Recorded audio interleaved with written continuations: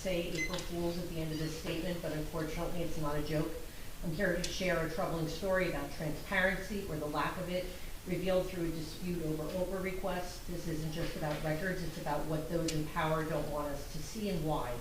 I submitted an OPRA request for communications between former and current borough officials, including email logs, simple metadata like sender, receiver, date, and subject. These logs were official, critically to the investigation of criminality within the Fox administration, where Cannon and Costas both served.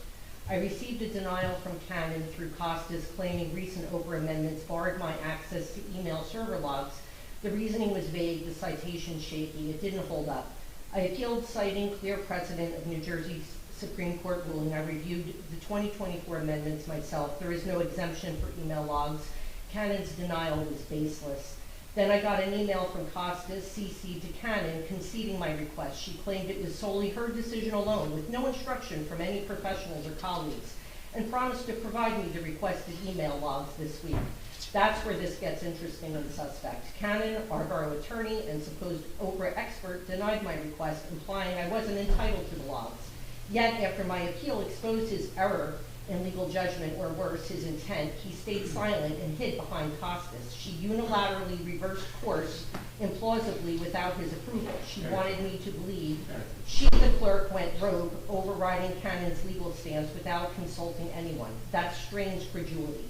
It's far more logical Cannon, realizing his denial wouldn't hold up a legal challenge, orchestrated this concession to avoid putting his name on it. Why? Either he grossly misjudged the law, unlikely for an attorney, or he knew that the logs would reveal something he'd rather keep buried, something tied to my investigation that he was hoping I would accept his denial and not have the skill set to challenge him. This brings me to a letter sent demanding that they recuse themselves from handling my request, citing the rule of professional conduct. Their roles in the Fox administration create a conflict of interest. They're not neutral custodians, they're lead players. First denying my request and then capitulating when challenged smacks of abusing their authority to shield themselves personally. If I didn't know how to write a legal appeal, they would have succeeded in withholding records illegally and without cause, denying my right to access. This isn't just my fight, it's about every resident's right to know what's happened. As an attorney, Cannon knew from the start I was legally entitled to those logs. He didn't want them released because of what they would prove. Misconduct Cannon and Costas are desperate to conceal. That's not incompetence, that's premeditated calculation, and it's precisely why Cannon and Costas can't be trusted to handle my requests when it's not their own actions, when it's their own actions under scrutiny. I offered the construction permits and was denied, saying they must be requested by specific addresses, not by year. However, Jen Bean revealed that it was not her experience. She received the last 5 years of permits by year, another lie to deny my obtaining information Cannon and Costas don't want me to have. Transparency isn't optional, it's the law. When those entrusted with it twist it to protect themselves, they betray us all. And I urge this council to investigate this behavior, to hold accountable those who would rather hide than serve.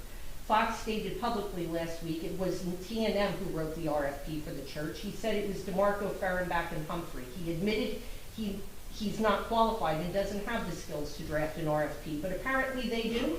He claimed that they ran it past T&M. He and T&M got paid he said T&M got paid approximately $4,000 only to have the RFP DeMarco, Fehrenbach, and Humphrey wrote run past them.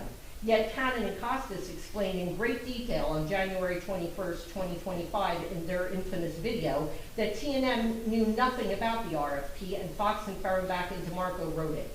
Someone is lying.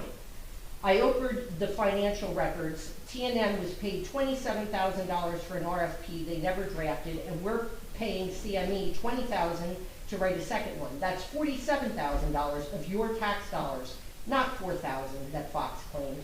Was T&M paid $27,000, or was that money embezzled too? So many questions with so few answers. Who really are the fools here? That concludes my statement. Thank you.